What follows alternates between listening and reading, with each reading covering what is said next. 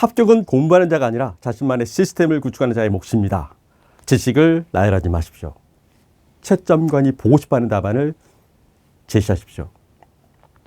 답안의 레이아웃은 그 답안의 첫 인상이며 그 논리는 답안의 생명력입니다. 기출을 분석하는 눈이 달라져야 여러분의 답안 품격이 달라집니다. 디테일의 차이가 여러분의 합격을 결정지을 것입니다. 138의 출제 경향입니다.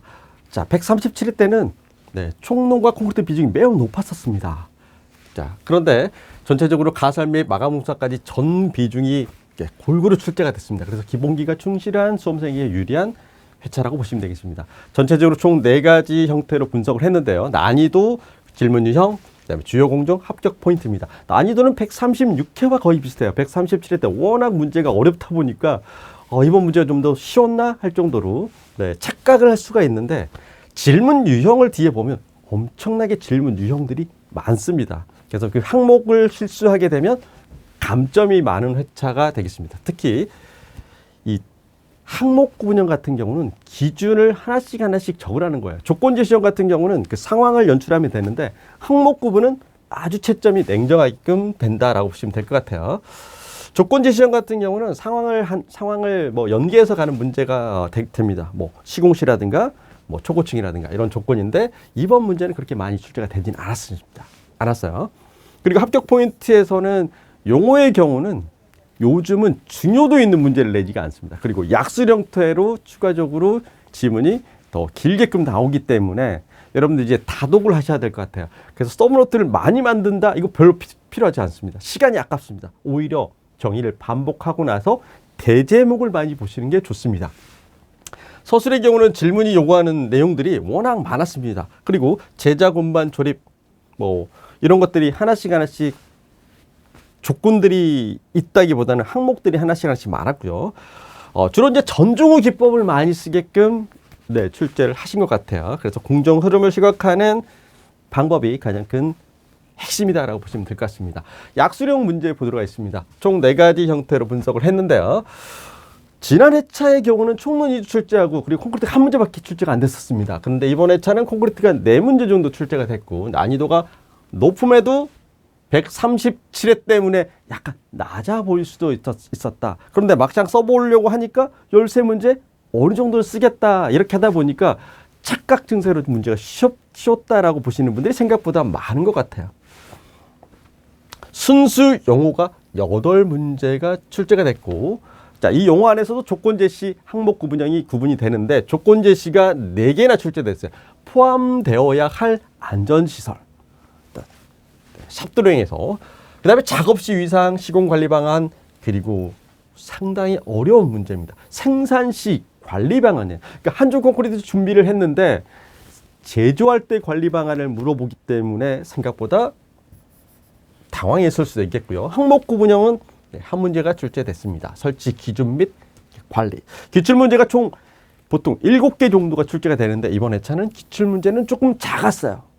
순수 기출은 5문제밖에 안 됐었습니다. 질문 유형이 중복 포함해서 공법이 보통 6개 정도 출제가 되는데 이번에 4개밖에 출제가 안 됐고, 시험이 3개가 나왔습니다. 이 시험이 3개 나왔다는 거는 어렵다는 거예요.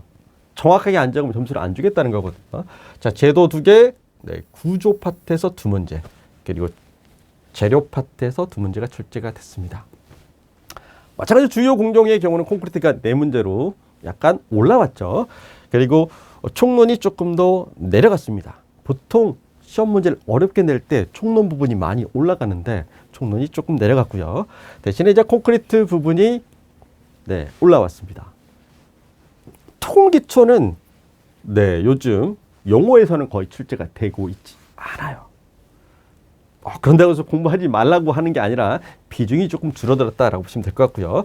합격 포인트에서 단순 암기보다는 KCS, KDS 기준을 암기해서 수치를 가져야 이번에 점수가 높게 올라갈 수 있어요. 우리 이제 학원에서 도표집 만들었잖아요. 도표 150개 만들었는데 그 도표들을 계속해서 활용하셔야 좋은 점수를 받을 수가 있습니다. 용어, 서술 모두가 해당되겠고요. 관리 항목 기재가 필수입니다. 이 관리 항목. 그리고 조건 제시형 4문제, 시험 포함 기준 6문제가 출제됐어요. 그렇다 보니까 용어가 쉬웠다라고 평가하기는 조금 애매모호하다. 막상 가서 어떻게 썼을지는 모르겠지만 네, 뒤쪽에 네, 20분 이후부터 각 교시별로 분석을 할 건데 뒤쪽에 세부 사항을 보면서 네, 복기를 꼭 한번 해보시는 게 좋을 것 같아요. 전문성 단어를 선정하는 게 용어에서는 네, 점수가 압도적으로 높게 올라가니까 그냥 나열식 형태로 쓰는 답안을 조금 지양해야 되겠다라고 보시면 될 것 같아요. 자, 교시별로 보도록 하겠습니다. 1교시 약수령 경우 총 13문제 중에서 기출문제가 총 5개가 출제됐어요. 이렇게. 자, 콘크리트가 연달아서 5개, 4개가 출제가 됐고, 몰려서 다니네요. 이렇게. 총론 2개 몰려서 다니고, 가설 2개 몰려서 다닙니다. 여러분들 중요한 건 뭐냐면 유형 파악을 해야 돼요. 자, 가설공사의 경우는 시설이다 보니까 뭐예요? 시설에 관한 설치 시 유의사항 설치 기준이 나와야 된다는 거죠. 방음이다. 그러면 방음맥에 관한 네, 전후 소음도 7dB, 높이 1.8, 3m, 6m 정확하게 네, 기준들을 정확하게 적어줘야 됩니다. 추락 방어망 설치 기준이니까 정확하게 기준을 적어야 되겠죠. 그래서 이번 시험 문제의 경우 중요한 네, 합격의 포인트가 되는 부분들이 뭐냐면 이 기준을 정확히 썼는가 이 차이가 네, 합격을 가르지 않을까 싶습니다. 자, 서술형 보도록 하겠습니다. 서술형은 문제당 질문 수량이 3개가 대부분입니다. 3개가 대부분인데 이번에는 어떤 예시를 두고 출제한 경우가 2문제가 또 출제가 됐습니다. 자, 항목 구분이 14문제로 되어 있고 시험 검사와 관련 5문제. 이게 포인트예요. 시험 검사와 관련된 부분이 네, 5개나 출제됐습니다. 그래서 점수 편차가 생각보다 많이 날 것 같아요. 그래서 앞으로 질문이 3페이지 이 경우에 3문제가 나온다. 그러면 이 레이아웃을 어떻게 배치하느냐에 따라 점수가 달라지기 때문에 레이아웃 배치를 정확하게 알아두셔야 돼요. 예를 들면 개요 결론은 당연히 픽스가 끝났습니다. 결론 부분 너무 길게 작성하실 필요 없어요. 개요도 마찬가지입니다. 자, 그러면 메인 테마로 들어가는 이 메인 테마 부분은 무작정 메인 테마만 하는 게 아니라 그 뒤에 나올 질문들을 다 아울러야 돼요. 그걸 메인 테마로 끌고 나가면서 그걸 응용을 하셔야 된다라고 보시면 돼요. 그럼 질문 1이 여기가 올 수도 있지만 대체적으로 여기에다 배치를 시키고 질문 1의 중요도를 보셔야 돼요. 자, 그럼 질문 2가 이렇게 길게 가고 질문 3이 이렇게 갈 수도 있습니다. 이자 뒤쪽에 문제들 쭉 나올 텐데요. 용접에 결함 원인과 대책이 있는데 거기에다가 검사 방법이 먼저 나오고 그 다음에 결함 원인 나오고 라멜라 티어링이라고 별도로 또 나왔어요. 그러면 라멜라 티어링 같은 경우는 용어 한 페이지 작성해야 되니까 여기다 작성하는데 용접 결함 종류들이 많잖아요. 그럼 여기다 배치를 하고 검사 방법을 이렇게 할 것인가 보는 거죠. 자, 그런데 검사 방법이 양이 내가 많이 적어야겠다 싶으면 여기서부터 출발하는 거고 작으면 여기다만 기출하는 겁니다. 그래서 때에 따라서는 이 밑에까지 2번째 페이지 네 여기까지 올 수도 있고 2번째 지문이 상단까지 올 수도 있겠죠. 그런데 가장 중요한 거는 내가 어떻게 세 문제 용어를 네 질문을 배분할 것인가를 이런 것들을 좀 연습을 하셔야 합격이 될 것 같아요. 자, 정해진 페이지를 초과해서 작성하기가 좀 힘든 회차입니다. 정해진 페이지 3페이지를 넘겨서 작성하다가 잘못하면 네, 완급 조절을 못하게 될 수도 있기 때문에 오히려 그냥 딱 3페이지만 작성하는 게 나을 수도 있습니다. 그래서 장수 페이지보다는 답안이 딱 정해져 있는 항목 구분형은 그 항목별 채점이 되기 때문에 이 지문에서 감점을 최소화하고 시험 기준 문제의 정확한 기준이 중요하겠습니다. 야, 이게 뭐가 있냐면요. 126, 133, 136에서 다 나왔어요. 이 회차에서 거의 다 출제를 했습니다. 그래서 8문제가 거의 똑같이 출제됐습니다. 자, 거의 똑같다는 거지 같진 않아요. 그래서 한중 보수 보강, 이게 보수 보강이다라기보다는 리모델링 보수 보강입니다. 그래서 이 부분 뒤쪽에 설명하겠지만 이게 표를 사러 충제가 가는 그 모습에 네, 탐복할 수밖에 없네. 이 강단에 탐복할 수 없네. 이렇게 암기법이 있죠. 근데 이런 그 단순 보수공법을 적는 것보다는 부재별 보강 방법을 적어야 돼요. 리모델링에서는 부재별 보강 방법을 적어야 점수를 받을 수 있습니다. 해체는 해체 계획서 그대로 나왔습니다. 갱폼인데 갱폼은 제작이냐, 시공이냐, 안전이냐. 이 문제는 이번에는 제작이 안 나오고 시공 관리하고 안전, 사고 예방에 관해서 나왔습니다. 물론 제작이 안전, 사고 방지, 시공 관리 방안에 일부 들어가야 됩니다. 그렇게 해야지 시공도 되고 재해 예방도 되잖아요.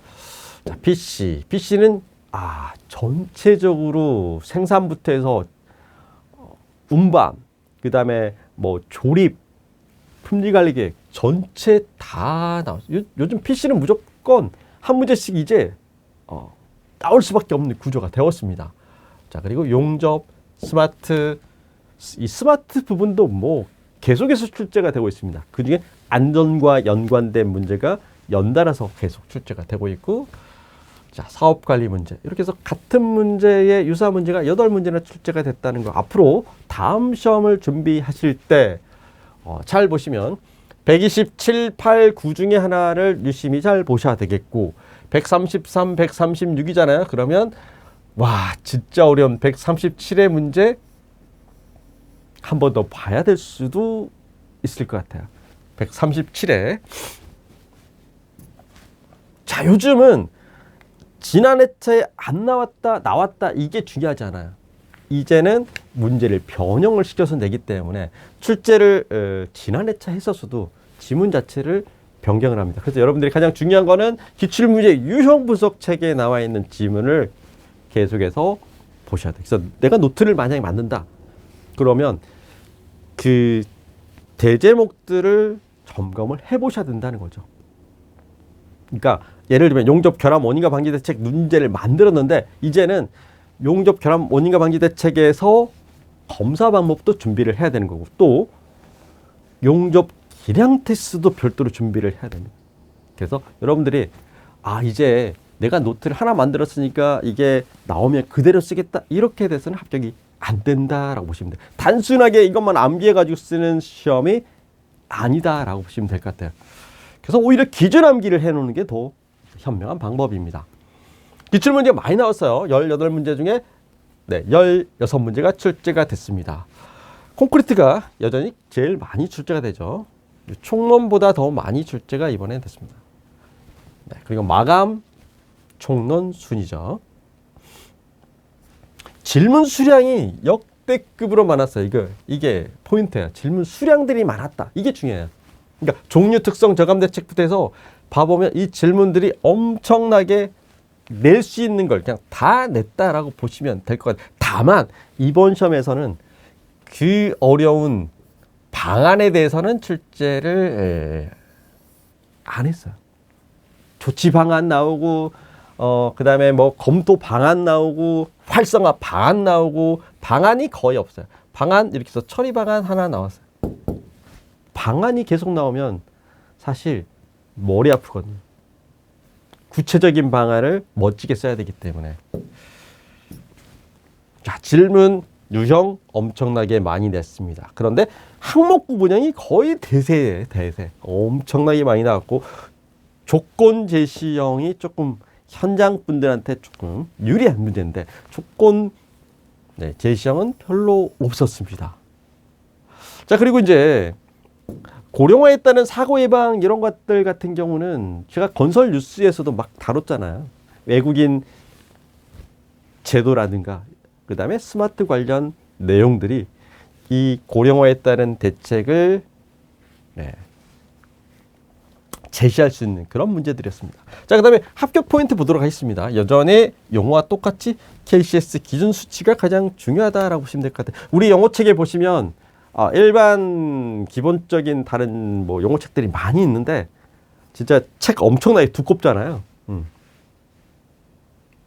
안에 기준들이 다 표시가 되어 있으니까 그 기준들 경로를 꼭 찾아보셔야 될 것 같아요. 와, 이게 난이도가 그렇게 높지는 않습니다라고 했는데 기출문제가 대부분 출제되지만 난이도는 그렇게 높지는 않았어요. 서술에서는. 그런데 시험이 끝나고 복기가 되기 시작하고 총평을 끝나고 나면은 시험이 어려웠나? 그럴 거예요. 시험장에 갔을 때는 그냥 정신없이 썼는데 복기를 하고 나면은 하나씩 빠져있는 모습을 보면 시험이 그렇게 쉽지는 않았구나 이렇게 느낄 거예요. 어려운 조건은 없었습니다. 그런데 한중 같은 경우 적산 원도를 활용한, 그러니까 적산 원도 공식도 다 적어야 되겠고요. 현장 양생 공시제도 다 내용을 적어야 됩니다. 그래서 한중 거푸집 해체 이것도 사실 지난 회차들에 나왔던 문제를 거의 비슷하게 유사 형태로 넣어놨을 뿐이에요. 적산 온도라는 단어만 들어가 있을 뿐입니다. 위험성 평가 같은 경우는 늘 예상 문제 안에 들어있던 문제였습니다. 늘 예상 문제 안에 들어있던 용어형 문제였는데 이번에 서술로 출제가 됐고요. 그 다음에 이제 석재 같은 경우는 가공 오염이라든지 또 마무리 형태에 대해서 출제가 될 줄 알았는데 오염으로 출제가 됐습니다. 그래서 석재 채석장에서 가져와 가지고 포장을 했을 때 밴딩 처리했을 때 오염.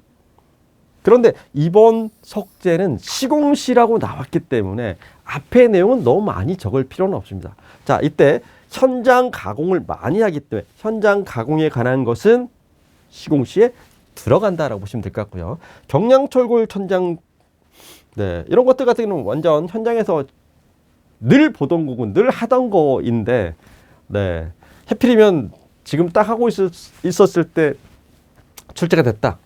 그러면 조금 더 수월했을 거다라고 봅니다. 자, 이렇게 서술 출제 경향 분석을 했고요. 서술 2교시부터 4교시까지 보도록 하겠습니다. 자, 중요한 내용을 이제 조건 제시형은 제가 빨간색으로 표시를 했고 항목 구분형은 그 구분된 거를 파란색으로 해 놓았습니다. 여러분들 잘 보시면 133, 136, 133, 136이 뒤쪽으로도 보면 가장 많이 출제가 됐습니다. 1번 문제의 경우는 적산 온도를 활용한 내용이죠. 그러니까 존치기간 도표를 암기를 안 하면 점수가 조금 어려워요. 일단 기본적으로 암기를 해 놔야 되겠죠. 그래서 공시체 만드는 이 과정들도 작성을 해야 되는데 이번에 한중이기 때문에 적산 온도에 관한 기준을 못 적으면 점수를 받을 수가 없는 그런 문제입니다. 뒤쪽에 풀이 내용을 보시면 와, 이거 거의 과락이다 하신 분들 생각보다 많을 것 같고요. 수직 중축 리모델링은 그 대상을 적어야 됩니다. 그런데 균열 보수 보강 방법인데 이 보수는 그렇게 의미가 있진 않아요. 방수 또는 균열 부위 보충하는 거는 그렇게 지금 중요한 보강 문제가 대세입니다. 리모델링을 하게 되면 보강이 문제인데 기존 건물을 보강을 하고 그 다음에 추가적으로 하는 내용을 같이 나와야 되는데 이때 기초부터 해서 언더피닝부터 시작을 해서 벽 증설하는 내용 시작을 해서 탄소 섬유 시트 전체적인 각 부재별로 적어야 점수가 나오는 문제였습니다. 해체 공법의 종류 당연히 종류 적어야 되겠죠. 근데 해체 계획서에 포함되는 용어책에 거의 그대로 6개 항목이 쭉인데 개요부터 해서 시공 방법 전반적인 마지막에 안전관리 내용까지 전체 적어야 점수가 나오겠습니다. 그래서 답을 작성하실 때 3페이지가 부족할 정도로 내용이 상당히 많은 내용이 되겠고 깽폼 같은 경우는 시공 과정 현장 상황이니까 아무래도 거푸집 자체 재료에 관한 내용과 그리고 콘크리트와 연관된 내용 그리고 철근과 연계된 내용이 나와야 되겠습니다. 레벨 관리에 관한 내용과 고정할 때 압축 강도가 나와야 돼요. 압축 강도가 아니라 콘크리트의 강도가 제대로 확보가 돼야 되겠죠. 그래서 고정하는 것과 레벨 관리하는 거가 주요 내용이 되겠죠. 그래서 설치, 그 다음에 해체, 인양 이 세 가지가 포커스가 되겠습니다. 만약에 재해도 마찬가지예요. 재해도 설치, 인양, 해체 이 세 가지를 가지고 재해 예방 대책이 나오겠습니다. 고장력 볼트의 보관이다라고 이렇게 나오니까 네, 나사산 관리 부분하고 포장을 해서 전수 검사를 한 다음 포장을 해서 보관을 비나 눈이 맞으면 안 되겠죠. 전체적인 보관하고 시공 검사는 뭐 늘 하던 대로 적으면 큰 문제가 없겠죠. 위험성 평가 네, 시기별로 가 있죠. 시기별로. 그래서 위험성 평가, 감소 대책 총 6가지, 개인 보고 지급까지 총 6가지 절차를 그대로 작성하시면 되겠습니다. 그래서 2교시 같은 경우는 과락이 나올 수 있는 부분을 예상을 한번 해보면 제가 볼 때는 이 리모델링에서 포인트를 잘못 잡았을 때 위험성이 있을 것 같고요. 적산원으로 활용한 해체 시기에서는 기준을 못 적으면 감점이 있을 것 같습니다. 자, 그리고 복병이 있어요. 복병은 네, 늘 고장력 볼트에서 점수를 제대로 준 적이 생각보다 없다. 그래서 뭐 그런다고 해서 안 쓸 수는 없잖아요. 뭘 어떻게 해야 될지 시험장에서는 판단하기가 힘들기 때문에. 자, 3교시의 경우 자, 지문이 더 길어지기 시작하고요. 4교시로 가면 지문이 더 막 많아집니다. 네. 자, 3교시 보도록 하겠습니다. 자, 부재 제작, 운반, 조립, 품질 관리. 물론 같이 묶어서 갈 수도 있습니다. 그런데 엄밀한 내용이 좀 달라요. 품질 관리 계획 같은 경우는 정밀도에 관한 내용 부분으로 가든지 아니면 접합부 품질 관리 그리고 모르타르, 그라우팅 품질 관리, 토핑 콘크리트 품질 관리 뭐 이런 형태로 네, 각 파트별로 갈 수 있는 방법 2가지가 되겠습니다. 사실 제작 계획과 운반 계획 같은 경우는 몰드 계획이 가장 중요한 내용입니다. 운반 계획 같은 경우는 거리가 중요하죠. 경로가 중요하겠죠.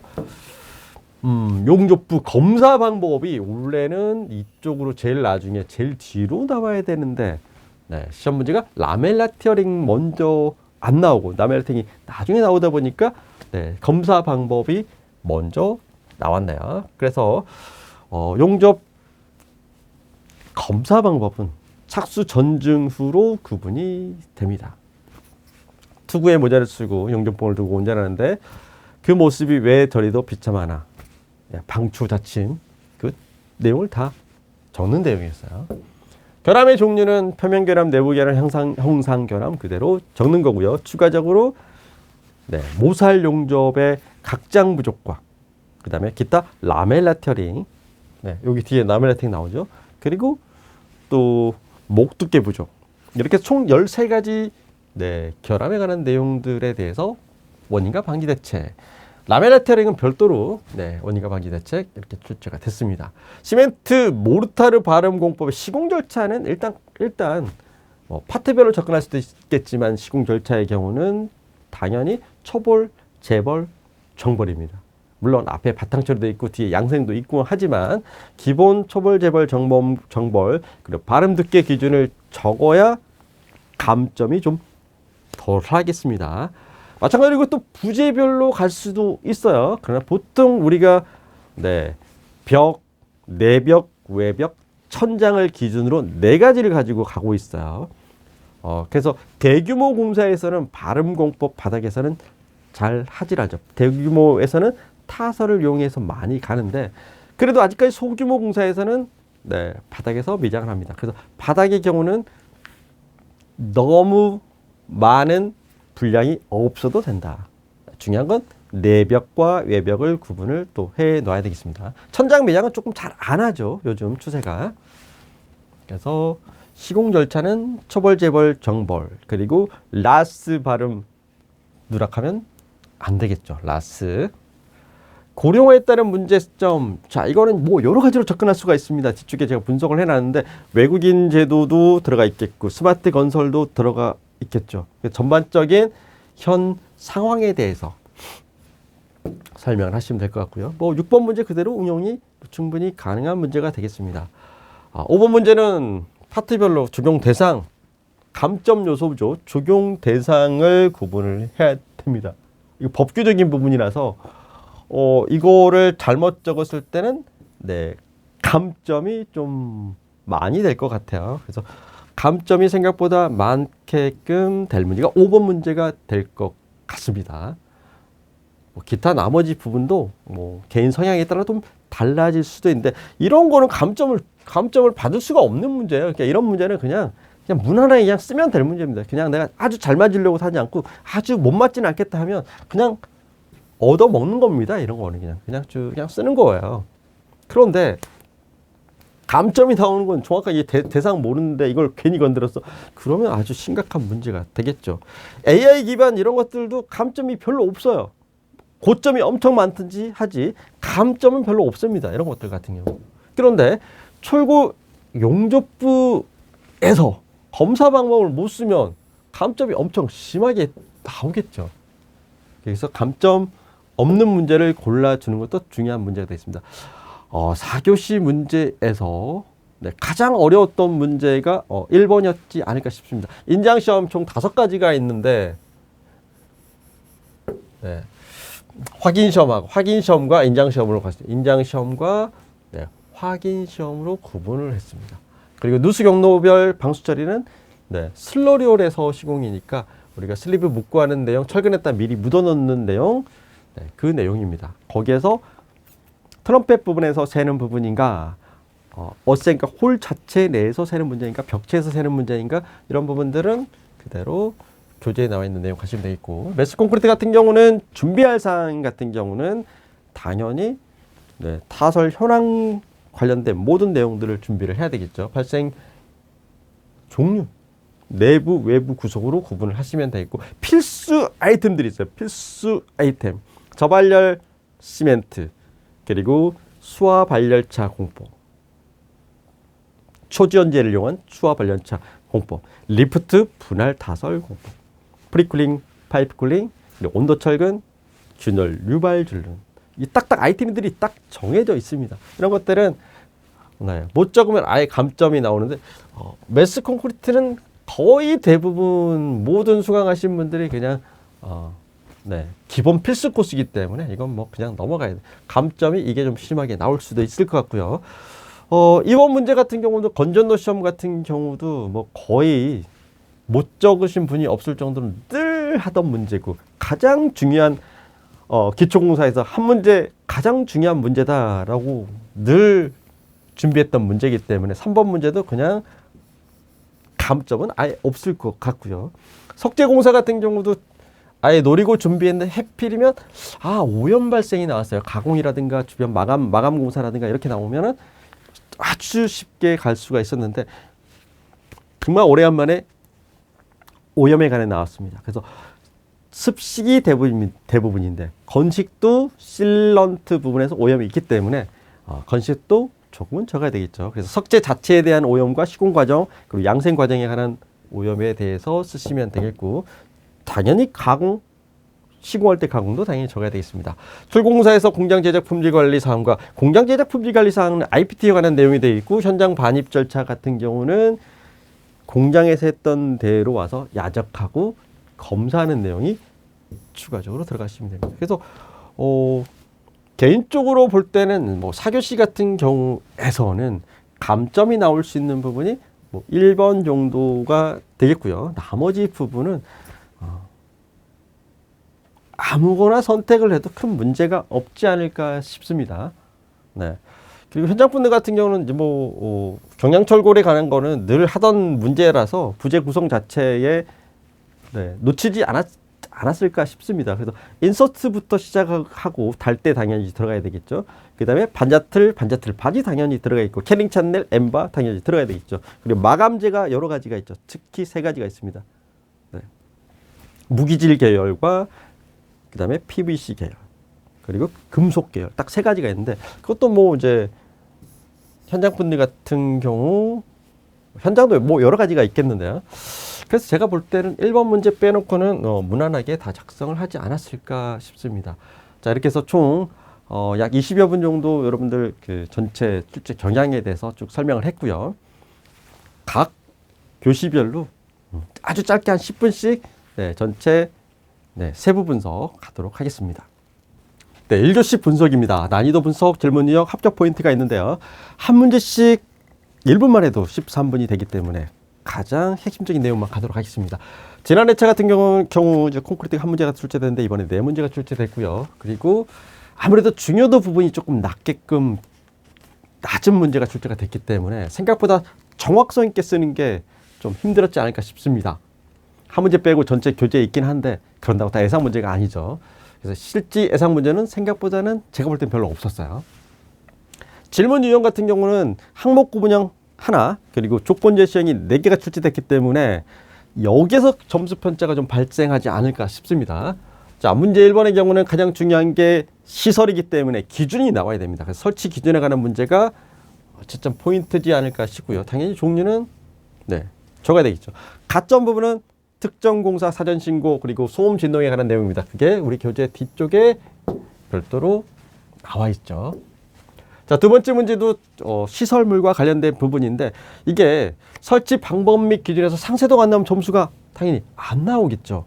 자, 그런데 이제 마지막에 현장 품질 관리 기준이 또 기준이 나와 있습니다. 그래서 반입할 때 설치할 때 기준이 있겠고 또 뭐 가장 중요한 게 점검하는 부분에서 방망 낙하 시험 들어가는 그물고 변경사항이 이제 20mm로 변경이 됐거든요. 그런 부분들을 언급을 했을 때 조금 더 점수를 받지 않을까 싶습니다. 뒤쪽에 이제 기준이 별도로 나와 있죠. 상세 기준이 쭉 나와 있습니다. 그래서 개념적으로 보면 이걸 몰라서 안 적는 게 아니라 수치가 갑자기 기억이 안 난다든가 이 상세도는 그랬을 수가 있는데 수치 부분에서 조금 애매모호하지 않았을까 싶습니다. 기본적인 것들 다 적을 필요는 없지만 특히 이 두 가지는 꼭 적어야 될 것 같고요. 나머지 부분에서는 뭐 평면으로 상세히 갈 수도 있겠지만 철골 저 상세도가 중요한 내용이 되겠습니다. 자, 세 번째 문제 같은 경우는 이제 탈현장 공법. 요즘 뭐 아주 많이 나오죠. 그래서 탈현장 공법이 꼭 PC만 해당되는 게 아니다라고 보시면 될 것 같아요. 부재, 부품, 선조립 부분 그리고 유닛을 생산 후에 현장에 운반해서 한다. 그래서 탈 현장의 모든 공법들을 다 적어주면 좋을 것 같고 아무래도 프로세스가 나와야 되지 않을까 싶습니다. 프로세스 제작과 운반 양중 현장 조립에 관한 내용들. 그리고 이제 추가적으로 장점, 필요성, 또 스마트 건축도 뭐 들어갈 수도 있겠고 4차 산업혁명과 연계 지어갈 수도 있겠습니다. 또는 이제 전통 방식과 비교하는 것도 나쁘지 않을 것 같습니다. 자, 교재에서는 현장 준비, 현장 시공, 현장 품질 관리로 구분이 되어 있는데 추가적으로 제가 요즘 이제 뭐 스마트 부분이 워낙 대세이기 때문에 그 부분과 연계해서 답을 작성할 수도 있겠다라고 보시면 되겠습니다. 자, 그래서 활성화 방안까지 봤는데요. 전체 이 교재에 나와 있는 내용입니다. 공사의 유형과 그다음에 활성화 예상되는 주력 업종, 주요 시공 부위, 개발 방향 이렇게 접근했는데 시험장에서는 이런 단어들이 생각이 나지 않죠. 그래서 전반적으로 탈 현장 공법에 관한 프로세스하고 그다음에 이제 이렇게 해서 방식 비교하는 형태로 가면은 조금 더 좋은 점수를 받지 않을까 싶습니다. 자, 철골에 삽두릉에 들어갈 안전시설인데 삽두릉 전체에 들어갈 트랩부터해서 방어선반 설치하는 위치 이런 것들을 전부 다 포함이 되어 있다라고 보시면 돼요. 이것도 알고 보면은 탈 현장 시스템이다라고 보시면 돼요. 현장에서 위험한 고소 작업을 줄이기 위해서 공작도 단계에서 먼저 설치를 해오는 거예요. 그래서 이것들도 탈 현장 시스템 중에 일부다라고 보시면 될 것 같아요. 아무래도 가장 중요한 건 이걸 못 적으면 점수를 안 주겠죠. 그래서 첫 번째 공작도 작성, 제작 시 중점 관리 사항들은 당연히 적어야 되겠죠. 그런데 뒤쪽에 나와 있는 이 항목 총 10가지인데 사실 알고 보면 안전 문제입니다. 이 항목들을 적었느냐고요. 대부분 뭐 전부 다 적지는 못했을 것 같다는 느낌이 듭니다. 전자적 대금 지급 시스템. 그래서 하도급 대금 지급 시스템과 관련돼서 우리가 하도급 지킴이, 네, 그래서 이 금액을 지불을 했는가를 확인하는 시스템이기 때문에 아마 시험장에서 전자적 대금 지급 시스템 관급공사 하시는 분들 같은 경우는 그렇게 어렵지 않게 작성을 하지 않았을까 싶습니다. 전자적 대금 시스템의 운영, 청구, 승인, 계좌별 직접 지급. 그러니까 중요한 거는 관리 감독을 하겠다는 거예요. 그래서 계좌별 직접 지급을 하겠다. 밑에 포인트가 나와 있습니다. 발주자가 직접 지급을 확인하겠다. 직접 전달한다. 하도급 지킴이 클린페이를 활용한다. 지급 보장, 실시간 모니터링이 된다. 그 다음에 임금 및 장비 대금 전용 계좌에 입금한다. 이게 뭐 주요 내용이 되겠습니다. 준비가 안 된 상태였으면 고르기가 쉽지가 않았을 것 같다라고 보겠습니다.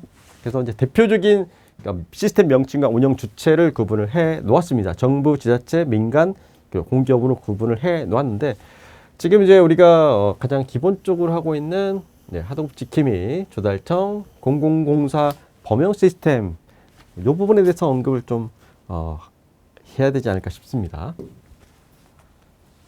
자, 역량지수의 경우, 자, 이게 세부 점수를 암기를 못하면 이거 문제를 사실 우리가 이 내용을 모르는 게 아니라 세부 구분을 알아야 되는데 이걸 계산하는 게 이제 쉽지가 않죠. 그래서 이걸 쓰려면은 이제 산정하는 방법을 세부적으로 적을 수가 없기 때문에 이 부분이 아마 점수에서 차이가 뭐 이걸 다 암기를 예상을 하고 할 수는 없잖아요. 우리가 품질 관리 배치할 때 그 기준은 알겠지만 그래서 이 포인트를 적을 수가 없기 때문에 이 문제를 골라서 감점이 나오지 않을까. 좀 하나씩 보면 작성을 하면 안 되는 문제였다라고 저는 판단을 해요. 네. 자, 그리고 텔레스코핑인데 텔레스코핑 나왔던 문제입니다. 그런데 작업시 위상 이렇게 나왔습니다. 그래서 당연히 종이나 이런 것들은 큰 문제가 없고 그리고 과정도 큰 문제가 없이 작성을 하지 않았을까 싶습니다. 이건 뭐 그냥 넘어가도록 하겠습니다. 자, 규산이계 분마령 도포방수, 우리 말하는 모체방수, 침투방수 이런 건데 정식 명칭입니다. 규산일계 분마령 도포방수. 그래서 이거는 늘 우리가 침투방수에서 방수층 형성 메커니즘을 해왔기 때문에 작성을 하는 데는 큰 문제가 없었을 거예요. 다만 이 표준 배합비까지 적기가 쉽지가 않았을 것 같아요.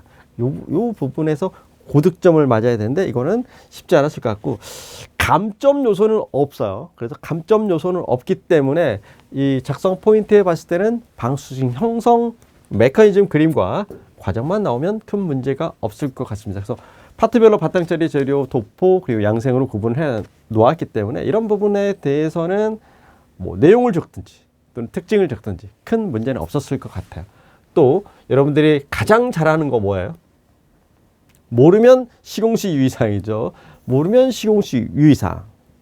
바탕면에 대한 내용, 재료에 관한 내용, 시공 방법 순서에 관한 내용, 횟수에 관한 내용, 양생에 관한 내용. 그래서 만능 시공시 유의사항으로 풀어갔기 때문에 감점 요소는 제가 볼 때 많지는 않다. 가점을 받느냐 못 받느냐 차이이다라고 보시면 되겠고요. 자, 철근의 응력 변형주 선도. 네, 여러분들 가장 기본적으로 철골공사 앞부분의 재료적인 성질에서 나온 부분이죠. 후크의 법칙에 관한 내용. 그래서 이건 뭐 제가 개인적으로 볼 때는 이거는 감점 없이 다 작성을 하지 않았을까 싶어요. 가점 있는 것도 아니고 그냥 간단하게 이런 구조적인 부분 필요 없이 그림하고 각각 영역 표시만 잘 내주시면 큰 문제가 없지 않았을까 싶습니다. 자, 이번 문제 플랫슬랩에 관한 내용인데 무량판 시공 아주 잘 나오죠. 여기에서 추가적으로 전단 보강근 요즘 잘 나오잖아요. 전단 보강근. 그렇게 해서 뚫림 전단에 관한 내용들에 대해서 전단 보강근 드롭 패널과 캐피털에 관한 내용, 그리고 중요한 건 여기 기준을 못 적으면 이건 뭐 점수가 안 나오죠. 그래서 여러분들 지금 1번부터 10번까지 쭉 오는 과정에서 제가 방음판부터 해서 방음벽부터 해서 기준 못 적으면 점수 안 나온다, 이것들이 아마 합격 당락을 결정지지 않을까 싶습니다. 그런데 나도 못 적고 다른 사람도 못 적는다 그러면 그렇게 큰 결정적이지는 않을 수도 있겠죠. 자, 이렇게 해서 뭐 문제풀이 그냥 보도록 하겠고요. 그 다음에 11번 한중 콘크리트 생산. 이것도 되게 어려운 문제 중 하나입니다. 자, 왜냐하면 생산할 때 중점 관리 사항, 그리고 비빔 온도 산정, 품질 검사 사항, 그래서 비빔 온도도 결정하고 믹싱 프로세스도 순차적으로 나와야 되겠고 골재 저장 상태도 나와야 됩니다. 그래서 레미콘 품질 관리에 관한 내용이기 때문에 이거는 이제 전문적으로 아시는 분들과 점수 격차가 더 벌어지지 않을까.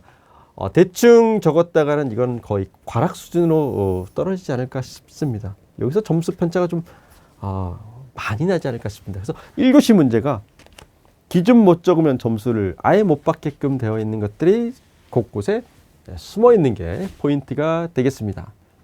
자, 핵심 관리사항은 뭐 기본적으로 우리가 한중 콘크리트에 관한 내용 알겠는데, 지금 재료 관리와 재료 배합에 관한 부분에서 감점이 안 나와야 되겠습니다. 자, 12번 문제 같은 경우 저탄소 콘크리트는 당연히 출제가 당연히 될 거라고 모두가 다 예상을 했었을 거예요. 그래서 교재에 나와 있지만 이 생산 방법에 관한 거를 친환경과 연관 지어서 플라이애시라든가 보로슬래그 특히 언급을 해서 작성을 하시면 좋은 점수가 나오지 않을까 싶습니다. 자, 1교시 마지막 DPG, SPG 또는 PFG 이렇게 해가지고 이 부분 같은 경우는 그냥 기본 상식으로 작성을 해도 될 기본 문제였습니다. 그래서 지지 방법이 총 4가지가 있는데 지지 방법 4가지 그림을 다 그리려고 보니까 그림은 못 그리겠고 종류 4가지만 적으시면 되겠고요. 근데 종류 4가지도 못 적겠다 싶으면 당연히 주요 구성 요소만 적으시면 되겠고 시공시 관리사항만 적으면 됩니다. 유리 배면 홀을 강화하기 때문에 그 홀 가공에 관한 내용 부분이 언급이 꼭 필요하겠죠. 그래서 이제 교재에 나와 있는 거에서 가장 중요한 부분 파트를 보면은 각각 구성 요소를 해놨습니다. 그래서 상세도 구성 요소만 나오면 좋은 점수를 받지 않을까 싶어요. 어차피 용어로 나오기 때문에 한 페이지 안에서 메인 그림은 못 그린 사람이 거의 없었을 것 같고요.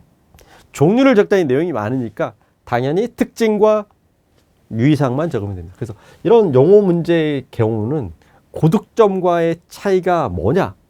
구성 요소 그리고 기준을 적어야 점수를 더 받을 수가 있다라고 보시면 될 것 같아요. 그래서 여기까지 1교시 문제였는데 1교시 문제 전체를 한번 봐보시면은 감점 요소가 쭉 있죠. 감점 요소 한 번만 봐보도록 하겠습니다. 가점이 있는데 감점도 있다. 이 부분만 한번 언급을 좀 하고 넘어가겠습니다. 자, 감점 요소, 요 기준 감점 요소 나올 수가 있겠죠. 추락 방어망 당연히 감점 요소 나올 수가 있겠죠. 철골 공작도에 관한 내용 감점 요소 나오겠죠. 지술 영양 지수 당연히 감점 요소 많습니다. 너무 쉬운 거는 제가 빼겠습니다. 너무 쉬운 거는 제가 빼도록 하겠고요. 생산시 관리사항 무량판 구조의 기준 감점 요소 있겠죠. 저탄소 콘크리트 당연히 감점 요소. 나머지 부분은 제가 볼 때 그냥 뭐 큰 어려움이 없는데 지금 나와 있는 부분에서 감점 요소가 있지 않을까 싶습니다. 전자적 시스템은 이제 뭐 고른 사람이 있고 없기도 하겠지만 아예 모르는 사람들은 아예 뭐 작성을 안 했을 것 같아요. 그래서 보통 제가 볼 때 일단 하나씩 빠뜨리는 거 좀 위험성이 있다 빠뜨려야 되겠다 싶은 게 이거 잘못 적으면 안 되겠다 이렇게 나올 것 같고요. 그 다음에 나머지 부분은 이제 네, 편차가 좀 있을 것 같은데. 그래서 5번, 4번, 5번 문제하고 6번, 4, 5, 6 정도 오징어 게임이네. 4, 5, 6. 4, 5, 6 정도가 가장 약간 위험 편차가 있지 않을까 싶습니다. 이런 것들, 나는 이거 골랐는데 어떻게 할까요? 상관없습니다. 거의 대부분, 편차는 거의 비슷할 거다 봐요. 그런데 미세한 디테일의 차이가 합격을 가릴 것 같아요. 그 기준이다라고 보시면 될 것 같습니다. 네, 2교시 1번 한중콘크리트 시공 시 적산원들을 활용한 거푸집 해체 시기 판정 그리고 절차에 관한 내용입니다. 여기서 가장 중요한 거는 네, M이 210도 DD 이상인 경우에 사용한다. 현장에서 보통 210 이상이다라고 해서 해체 쉽지 않아요. 그래서 300에서 보통 400이 가장 표준으로 많이 가고 있는데 구조물에 따라서 당연히 다르겠죠. 구조물 형태에 따라서 또는 구조물의 강도에 따라 다르겠습니다. 그래서 가장 중요한 거는 강도 판정 기준과 적산온도 데이터 확보, 온도 센서 1시간 단위로 기록하고 시뮬레이션 들어간 내용들이 네, 나와야 되겠습니다. 그래서 얘 문제 같은 경우는 현장 타설 양생에 관한 내용 중에서 현장 수중 양생, 봉합 양생, 온도 추진 양생 네, 기본적인 내용을 알아야 되겠고 우리가 존치기간 도표 당연히 네, 수직, 수평으로 구분을 해야 되겠습니다. 그래서 공시체를 제작하는 수치가 중요하겠죠. 그래서 구조체, 해체용, 구조체, 해체용 강도가 중요하겠죠. 현장 양생 공시체 같이 나와줘야 되겠습니다. 자, 수량은 넘어가도록 하겠습니다. 자, 두 번째 문제에서 포인트는 수직 증축 리모델링 같은 경우는 그 대상을 안 적으면 점수가 없겠죠. 15층 이상 3개층, 14층 이하 2개층.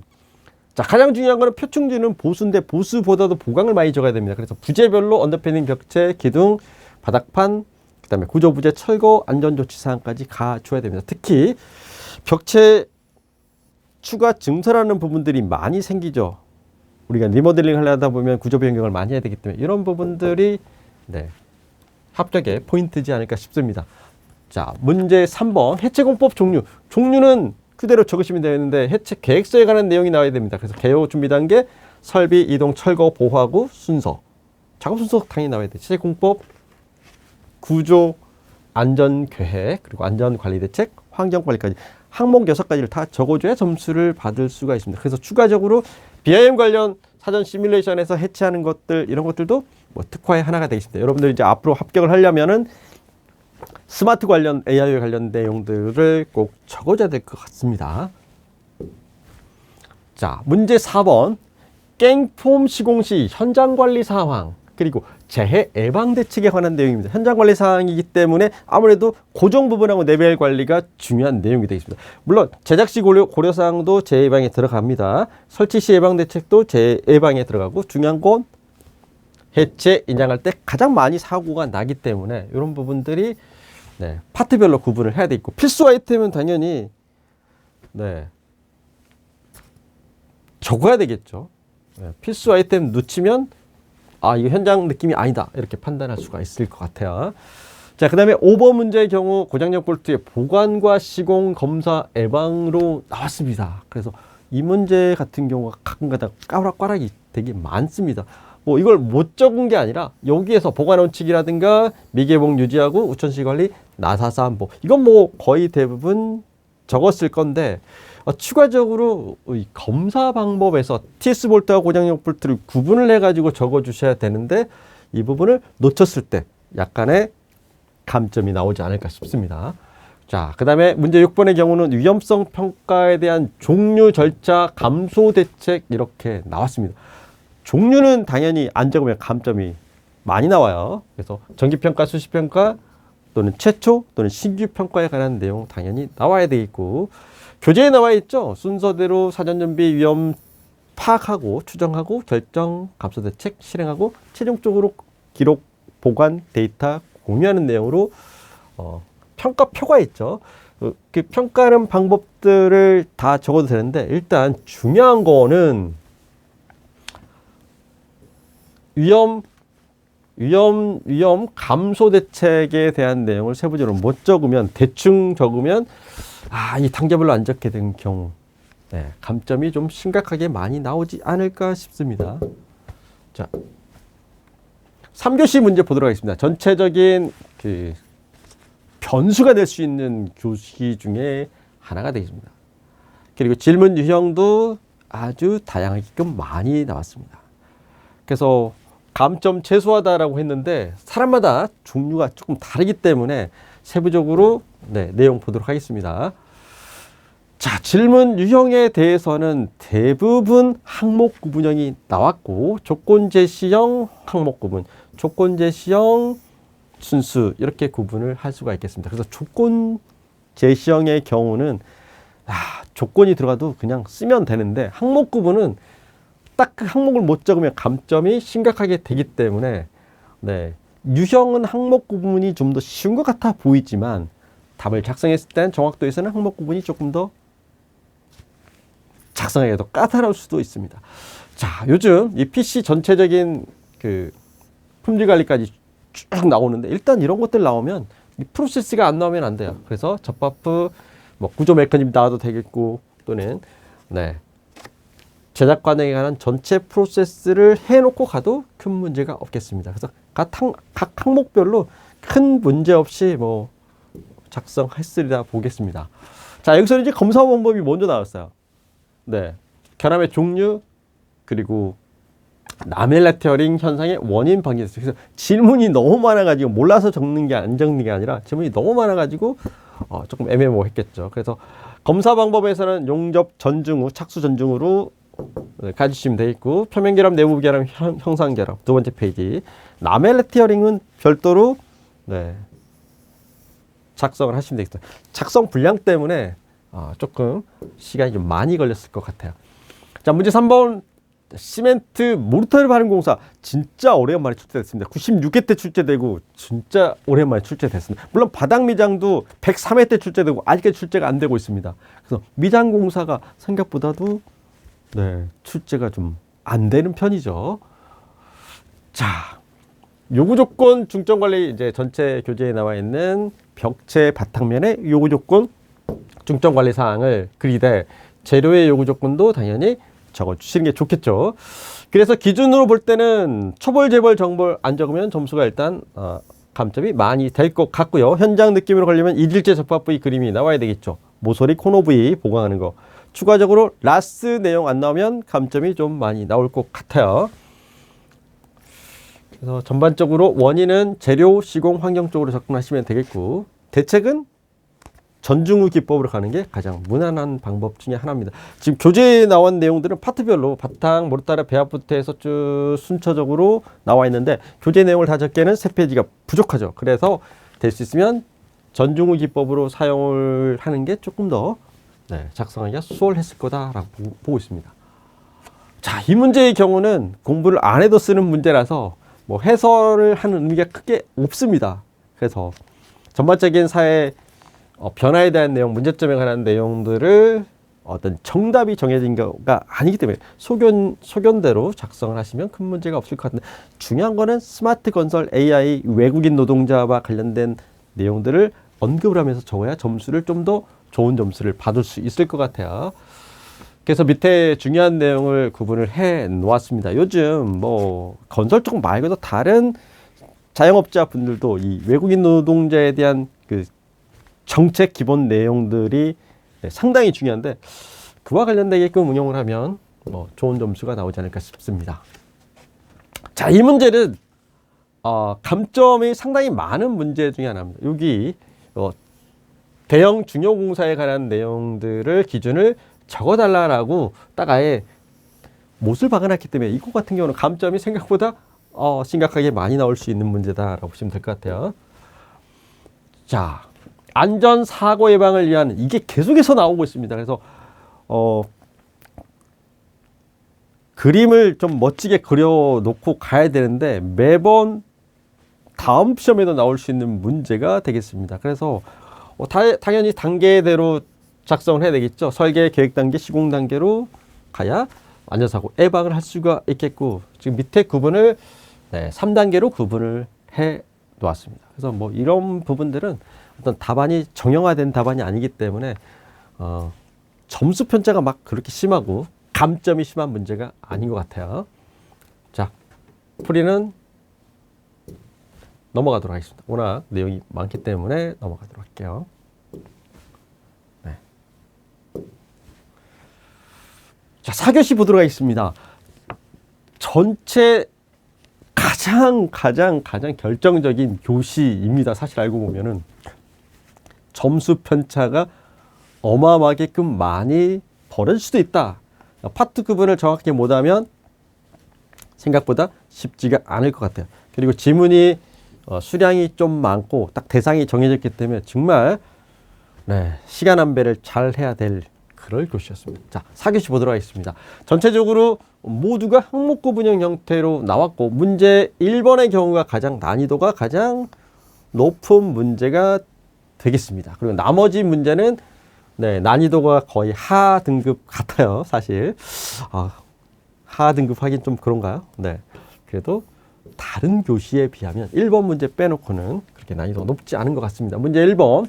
어센크에서 가장 중요한 게 지금 누수별 경로 처리는 그냥 기본적으로 다 알고 있는데 가장 큰 문제가 이 인장시험하고 확인시험에 관한 내용이 되겠습니다. 자, 인장시험, 확인시험. 그래서 뒤에 이제 종류가 지금 총 5가지로 나와 있는데 용도에 따라 다르다라고 보시면 돼요. 인장시험 같은 경우는 이제 설계 안전성 검토를 하기 위한 거고 우리가 알고 있는 건 확인시험입니다. 그래서 앵커 긴장력 도입해서 품질 전수 검사 들어가서 매 곡마다 하는 거. 인발시험 같은 경우는 주변 마찰력 확인하기 위해서 뽑아 보는 거다라고 보시면 될 것 같고요. 크리프 시험 같은 경우는 토사에 정착이 됐다.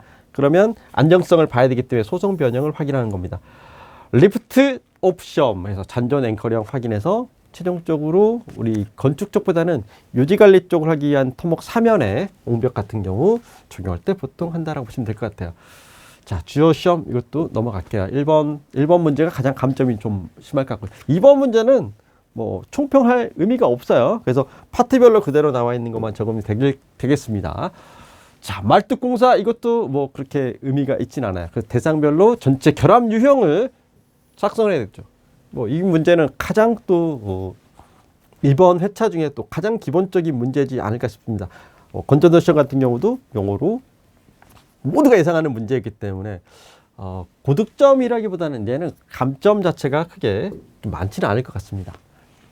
자, 이번 문제에서 조금 약간의 차이가 있는데 석재에서는 습식과 건식의 오염이 있어요. 그런데 보통 습식에서 보통 많이 나오죠. 근데 가장 중요한 게 이 체험 모르타라든가 바닥 깔기 모르타리에서 이 수분이 올라오면서 백화가 일어난다든가 그 다음에 석재 자체에 철분이 많아서 나온다든지 또 가공 자체에서 물을 많이 사용하기 때문에 일어나는 원인들입니다. 그래서 이것 같은 경우는 준비를 좀 어느 정도 해 놓으신 분들 같은 경우는 점수를 좀 더 많이 상당히 올릴 수 있는 그런 기회에 있는 문제이지 않을까 싶습니다. 자, 그 다음에 5번에 전체적인 뭐 기본적인 내용이라서 ITP에 대한 기본 프로세스 하고 그 다음에 현장 반입에서 밀시트 검사하고 외관 검사, 수치 검사, 그 다음에 야작 들어가는 부분들만 언급을 하면 이 부분도 뭐 그렇게 어렵지 않을까 싶습니다. 자, 이거는 아니네요. 자, 마지막 문제입니다. 천장공사 시 경량철골. 자, 이 부분에 대해서는 비구조조 내지는 언급을 했다 그러면 조금 더 점수가 많이 나올 수가 있겠죠. 얼마 전에도 제가 열구조 공지사항에 또 올려놨는데 사실 이 부재 구성에서 마감판 들어간 부분은 그렇게까지 중요하지 않은데 우리가 가장 기본적인 인서트 설치하고 골조 설치하고 엠바 설치하는 부분들 상세도가 나와야 되겠죠. 그래서 뒤쪽에 구성 요소에 관한 거를 못 적으면 밑에 필수적인 부분 이렇게 언급을 했는데 이게 가장 큰 포인트일 것 같아요. 여기서 아마 점수 편차가 좀 많이 날 것 같습니다. 자, 이제 138회가 끝나고 또 굿장 139, 140도 기다리고 있습니다. 아주 미미한 디테일이 여러분의 합격을 결정할 것입니다.